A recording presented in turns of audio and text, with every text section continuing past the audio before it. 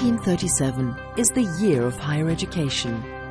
The opening occurs on May 3rd in the presence of the king, authorities and residents of the capital who embraced the new establishment from the very beginning.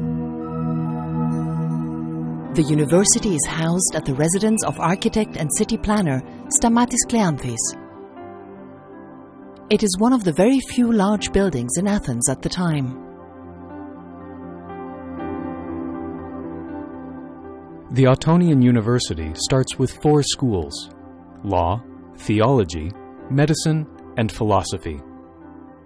In keeping with the tradition of German universities, the School of Philosophy contains the departments of philology and physics and mathematics.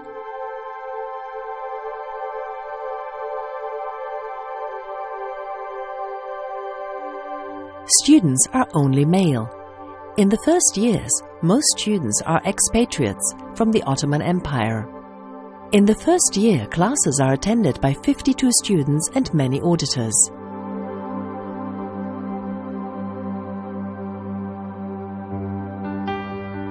On July 2, 1839, King Otto lays the cornerstone for the university's central building.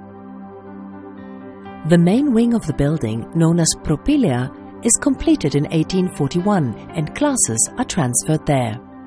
Only men are allowed to study up until 1890. Very early on, they become extremely active participants in the university.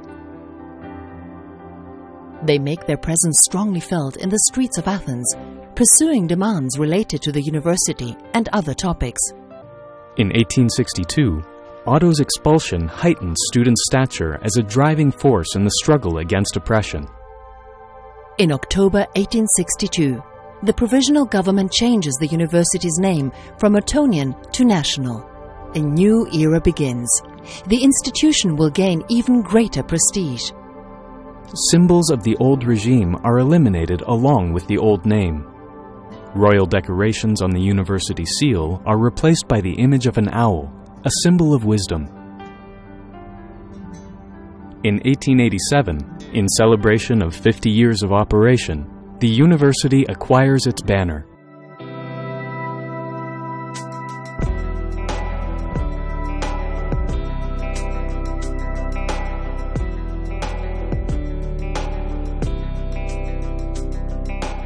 At the end of the 19th century, the university undergoes several major changes.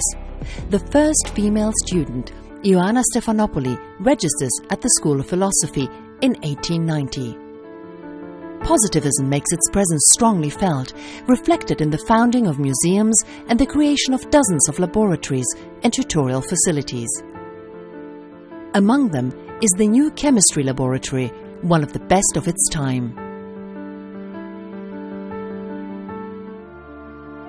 The Venizelos era begins in 1911, when the government of the Cretan politician votes for the first definitive university regulation.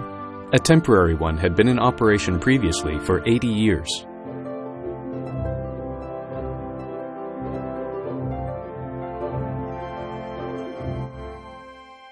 The university is expanding, not only in terms of staff, but also infrastructure. Schools acquire new buildings, such as the Theoretical Disciplines Building and the School of Medicine. The expanding student population makes the issue of their representation ever more critical. In 1911, the rector gives permission for the formation of student unions and societies.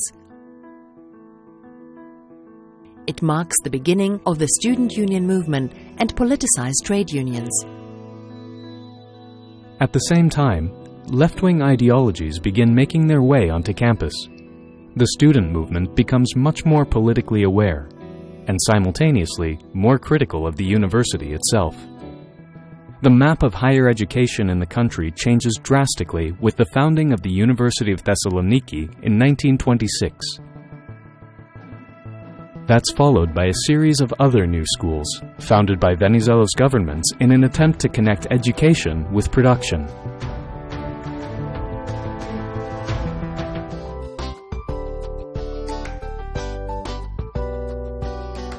From the 1990s onwards, With populations of both students and staff growing steadily, the university's implementation of postgraduate studies and European research programs contributes significantly to advancing research infrastructure and related activities.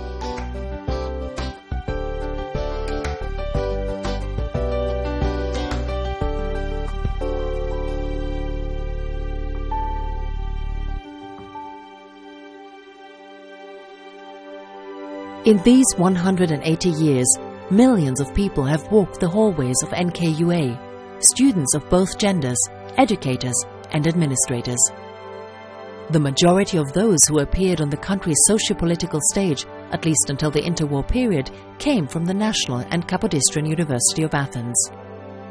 Presidents of the Republic, prime ministers, cabinet ministers and more have served as members of its educational staff. Globally prominent figures in science and culture have studied at NKUA.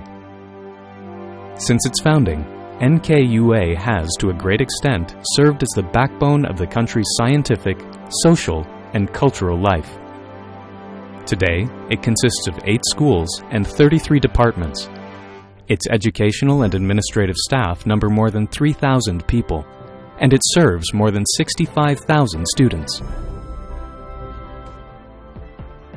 Its historic tradition, the scientific reputation of its educators, the contribution of its researchers and administrators, the vitality and potential of its student body, these attributes are the compass that will allow the university to continue navigating successfully into the 21st century.